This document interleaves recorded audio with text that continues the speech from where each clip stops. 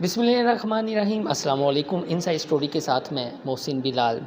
शहबाज शरीफ की रहाइशगाह पर कल नैब का छापा और वहाँ पर शहबाज शरीफ का मौजूद ना होना, आज लाहौर हाई कोर्ट में पहुँच जाना, ज़मानत मंजूर होना। लेकिन इस दौरान बहुत अहम चीज़ें भी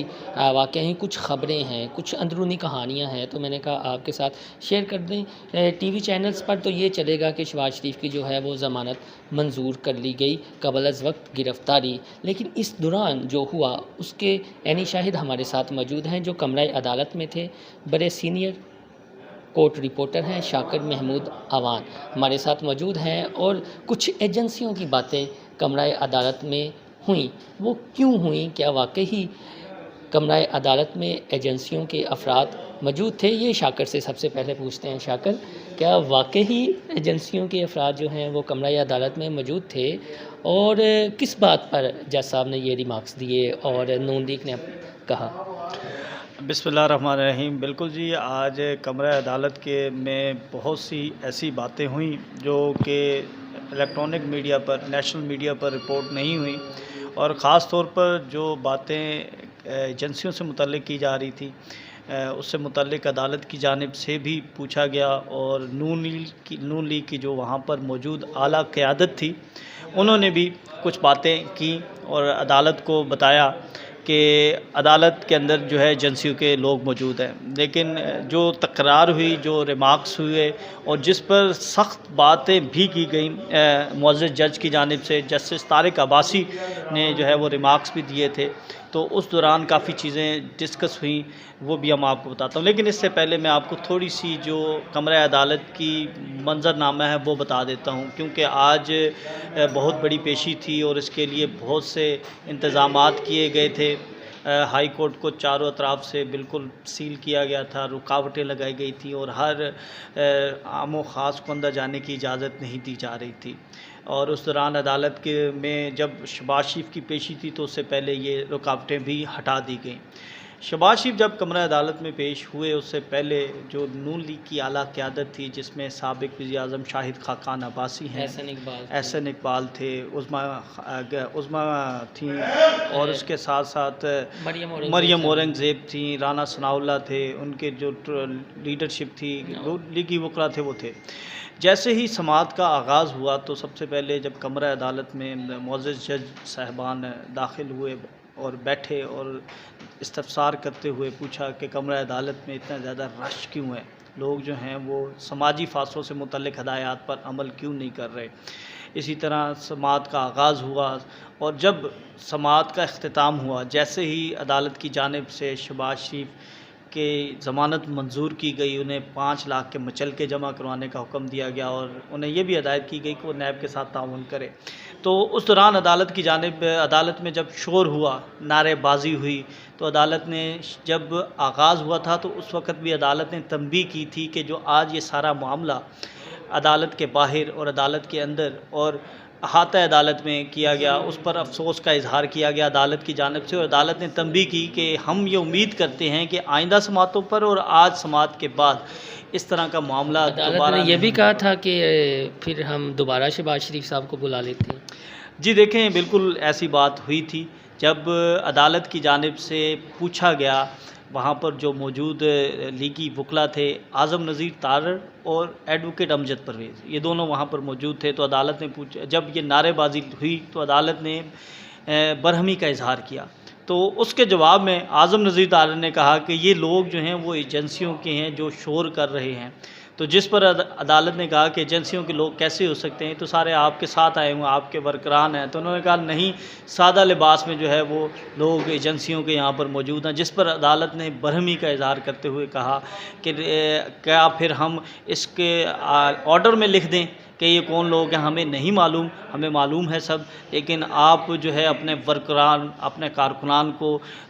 बताएं कि ये कमरा अदालत है, यहाँ पर शोर शराबा। आपका तजर्बा क्या कहता है, क्योंकि कोर्ट की बीट है आपके पास, नैब की बीट भी है, आप कवरेज करते हैं, हमजा जब पेश हुए या इस तरह के जितने भी पॉलिटिकल जो लोग हैं जब अदालत में पेश होते हैं, आपको लगता है कि वाकई सिविल वर्दियों में वो एजेंसियों के लोग थे या कारकुनान थे? देखें, जो हमारे कानून नाफिज करने वाले इदारे हैं और जो मुख्तलिफ़ इदारे हैं, उनके लोग मौजूद ज़रूर होते हैं, लेकिन इतनी तादाद नहीं हो लेकिन एक तो तादाद नहीं होती और दूसरा वो अदालत के तक़द्दुस का एहतराम करते हैं। उन्हें मालूम होता है कि अगर वो कोई इस तरह की हरकत करेंगे तो उनके ख़िलाफ़ सख्त कार्रवाई भी हो सकती है। तो जो नारेबाज़ी की बात है, जो अदालत का डेकोरम होता है, उसकी बात है, वहाँ पर जो मौजूद बहुत कम तादाद में और ऐसे केसेस में जो कानून नाफिज करने वाले इदारे हैं वो इसलिए भी मौजूद होते हैं कि कोई इस तरह का नाखुशगवार वाक़या जो है वो कमरा अदालत या कमरा तो अदालत शाकर के ये बाहर पेश बताएं कि जब इस तरह के रिमार्क्स हैं तो आप समझते हैं कि फिर जो नून लीग के वकला ने कहा है कि एजेंसियों के लोग हैं, तो अदारों पे सवालिया निशान है ना कि एजेंसियों के लोग जो हैं वो कमरा अदालत में नून लीग के हक़ में नारे लगा रहे हैं, तो इसकी इंक्वायरी होनी चाहिए। देखिए, ये तो एक रूटीन का मैटर है कि जब भी कोई इस तरह की बात होती है तो वो बात एजेंसियों पे लगा दी जाती है, और अगर यही नारेबाज़ी इनके ख़िलाफ़ होती तो तब भी एजेंसियों का या ये बात कर दी जाती कि ये तहरीक इंसाफ के लोग हैं, ये यहाँ पर मामला ख़राब करने के लिए आए हैं। तो मौजूद इनके लोग अंदर खुद ही होते हैं। ये ज़रूरत इस अमर की होती है कि आज मैं आपको एक और बड़ी बात बताता हूँ। आज जब शहबाज शरीफ पेश हुए तो कमरा अदालत में जगह नहीं थी बिल्कुल कहीं पर बैठने की,